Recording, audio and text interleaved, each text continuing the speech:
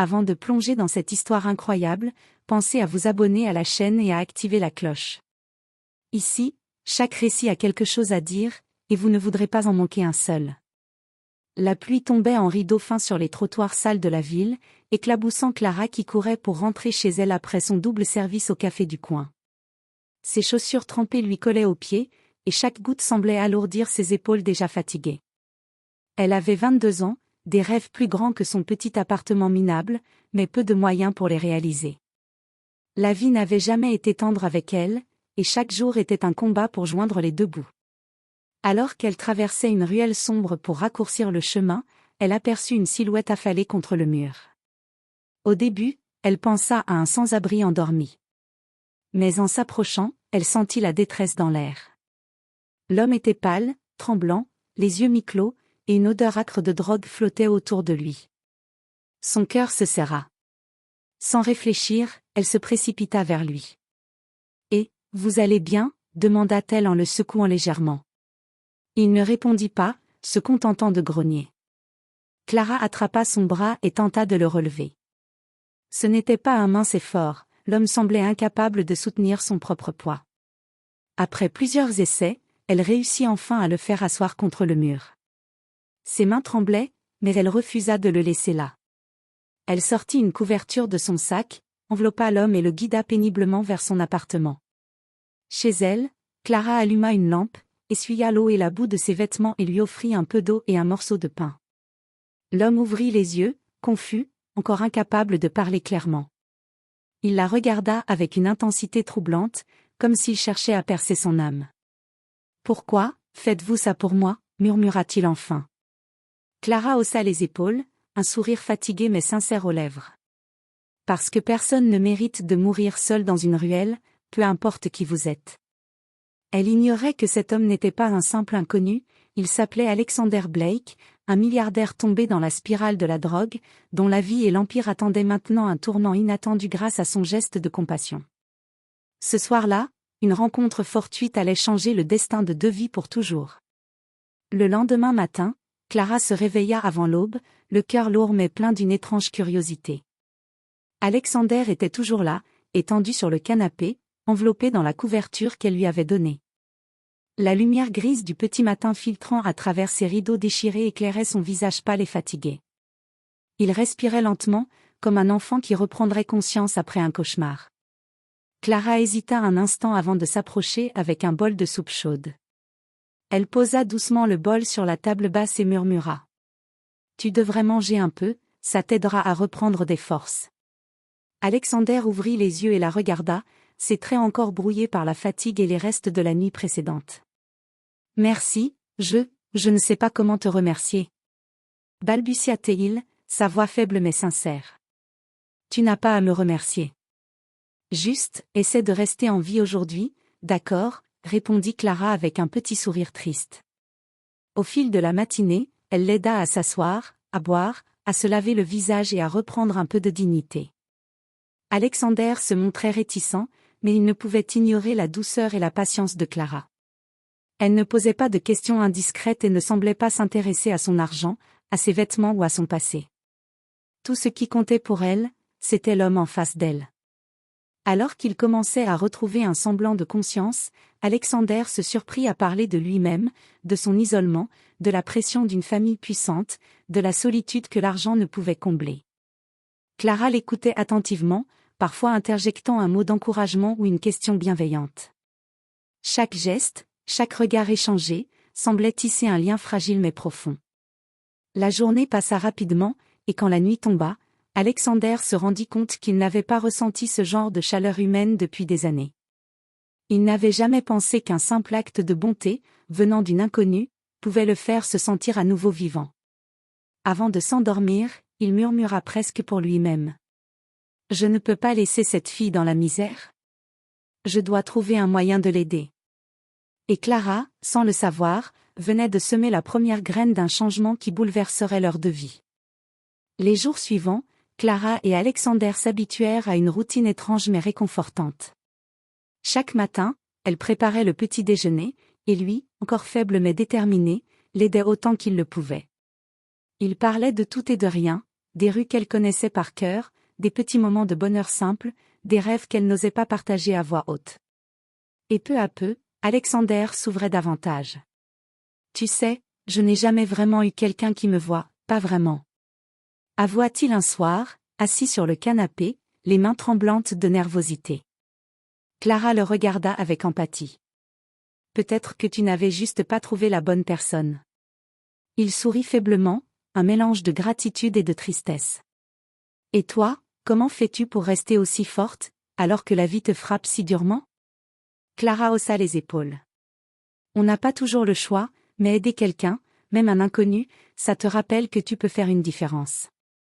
Leur complicité grandissait dans les gestes simples. Alexander l'aidait à réparer un robinet qui fuyait, elle lui apprenait à cuisiner correctement. Parfois, il riait pour rien, parfois les silences étaient lourds de sens.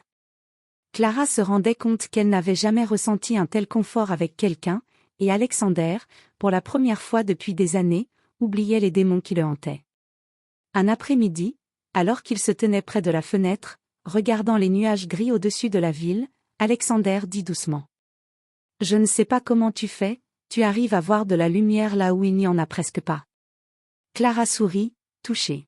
« Peut-être que j'ai juste choisi de ne pas regarder l'obscurité. » À ce moment-là, Alexander sentit un mélange étrange de reconnaissance et de peur. Il savait qu'il dépendait de Clara d'une manière qu'il n'avait jamais connue, et que ce lien fragile pourrait bouleverser sa vie bien plus qu'il ne l'imaginait. Leur amitié, née d'un hasard et d'un acte de bonté, commençait à devenir quelque chose de plus profond. Un lien silencieux, mais puissant, qui promettait de changer le destin de chacun d'eux, pour le meilleur et pour le pire. Les semaines passaient, et Alexander retrouvait peu à peu son équilibre.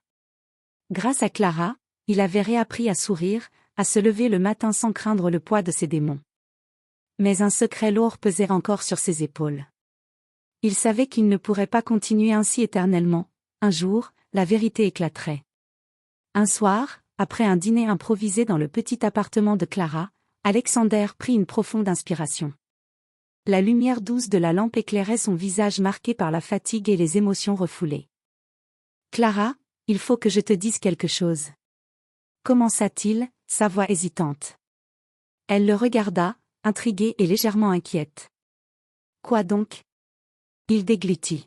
« Je ne suis pas simplement l'homme que tu as sauvé dans la ruelle, je suis Alexander Blake. Je suis milliardaire. Mon vrai monde est très différent de ce que tu imagines. » Clara resta silencieuse, ses yeux s'écarquillant. Elle recula légèrement, prise de court. La richesse, les entreprises, le luxe, tout cela n'avait jamais été présent dans sa vie. Son cœur battait plus vite, partagé entre la surprise et une inquiétude sourde. Tu es sérieux, murmura-t-elle enfin, sa voix tremblante. Alexander hocha la tête, avec une honnêteté désarmante. Oui. Mais je ne veux pas que ça change ce que nous avons. Ce que je ressens pour toi, n'a jamais eu rien à voir avec mon argent. Je veux juste que tu saches la vérité. Clara inspira profondément, cherchant à calmer son tourbillon d'émotions. Elle pensa à tous ces moments passés ensemble, sa gentillesse, sa patience, les rires partagés, la sécurité qu'il lui avait offerte sans rien demander en retour.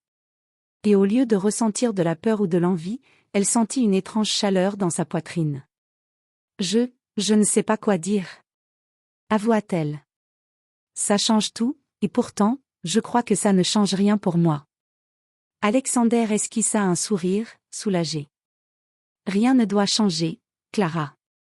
Je veux juste que tu restes toi-même, près de moi. Pour la première fois depuis longtemps, Clara sentit que son monde allait réellement changer mais pas à cause de l'argent ou du luxe. Ce changement venait de la confiance, du respect et de ce lien unique qui s'était créé entre eux. Cette révélation, loin d'éloigner Clara, rapprocha les deux âmes. Et pour Alexander, il devint évident qu'il n'avait jamais été plus vivant qu'en étant simplement lui-même, aux côtés d'une fille qu'il acceptait telle qu'il était, au-delà de la fortune et des titres. Les semaines qui suivirent la révélation furent un tourbillon pour Clara. La vie de luxe, les contacts influents et les responsabilités qui accompagnaient la fortune d'Alexander l'impressionnaient, mais elle ne se laissait pas submerger. Elle voyait au-delà des billets et des villas, elle voyait l'homme qu'elle avait appris à connaître et à aimer, celui qui, malgré tout, restait vulnérable et humain. Alexander, quant à lui, commença un vrai chemin de réhabilitation. Avec le soutien de Clara, il arrêta définitivement ses excès et retrouva sa clarté d'esprit. Chaque matin, elle le voyait s'exercer, travailler sur ses projets, appeler ses associés, mais aussi prendre le temps de réfléchir à ce qu'il voulait vraiment pour sa vie. Clara devint non seulement son soutien moral, mais aussi son ancre, la voix qui lui rappelait qui il était au fond de lui, au-delà de l'empire Blake Industries. Un après-midi, Alexander l'emmena dans son bureau principal. Les murs de verre offraient une vue spectaculaire sur la ville, et les chiffres et documents posés sur les tables montraient l'étendue de son empire. Clara sentit un mélange d'émerveillement et de nervosité, mais Alexander la prit par la main et dit : « Rien de tout ça n'a d'importance si tu n'es pas à mes côtés. Tu me rappelles pourquoi je dois changer, et pourquoi je veux faire quelque chose de bien avec tout ce que j'ai. » Cette phrase marqua le début d'un nouveau chapitre pour eux deux. Ensemble, ils décidèrent de créer une fondation destinée à aider les personnes en difficulté droguées, sans abri, ou victimes de situations injustes comme celle dans laquelle Alexander s'était retrouvé. Clara s'impliqua à fond, utilisant sa propre expérience pour guider les actions de la fondation, et Alexander apporta les ressources nécessaires pour que leur projet ait un impact réel. Malgré le confort et le luxe nouveau qui les entouraient, Clara resta humble. Elle continuait à apprécier les petites choses, le rire partagé dans la cuisine, les promenades tardives, ou le simple fait de discuter autour d'un café. Pour Alexander, chaque sourire de Clara était un rappel que la richesse véritable ne réside pas dans l'argent, mais dans les liens humains et la bonté. Leur vie avait changé à jamais. L'homme qu'elle avait sauvé n'était plus celui qu'elle avait trouvé dans la ruelle, et elle, la jeune fille pauvre et courageuse, était devenue partenaire, amie et confidente de cet homme qui avait autrefois tout perdu. Ensemble, ils transformaient non seulement leur destin, mais celui de tous ceux qu'ils pouvaient aider. Les mois suivants furent une période de transformation totale pour Clara et Alexander. La fondation qu'ils avaient créée ensemble prospérait rapidement. Chaque succès, chaque vie touchée par leur aide, était une victoire partagée. Pour Clara, c'était la preuve tangible que sa bonté et son courage pouvaient réellement changer le monde. Pour Alexander, c'était la rédemption et le sens qu'il cherchait depuis des années. Malgré le luxe et les voyages qu'Alexander lui offrait, Clara restait fidèle à ses valeurs. Elle continuait à s'habiller simplement, à cuisiner pour lui et à partager des moments authentiques, loin des paillettes et des apparences. Alexander l'admirait pour cela, pour son humilité et sa capacité à voir l'essentiel là où d'autres voyaient seulement l'argent et le pouvoir. Un soir, alors qu'il revenait d'une visite dans un centre pour jeunes en difficulté, Alexander s'arrêta, prit Clara par les mains et dit : « Je ne pourrai jamais te remercier assez pour ce que tu as fait pour moi, pour ce que tu es. Tu as sauvé plus que ma vie ce soir-là, tu as sauvé mon âme. » Clara sourit, émue, et répondit simplement : « Je n'ai fait que ce que je devais faire. Et regarde où ça nous a menés. » Leur lien, né d'un simple acte de compassion, avait grandi pour devenir une relation basée sur la confiance, l'amour et le respect mutuel.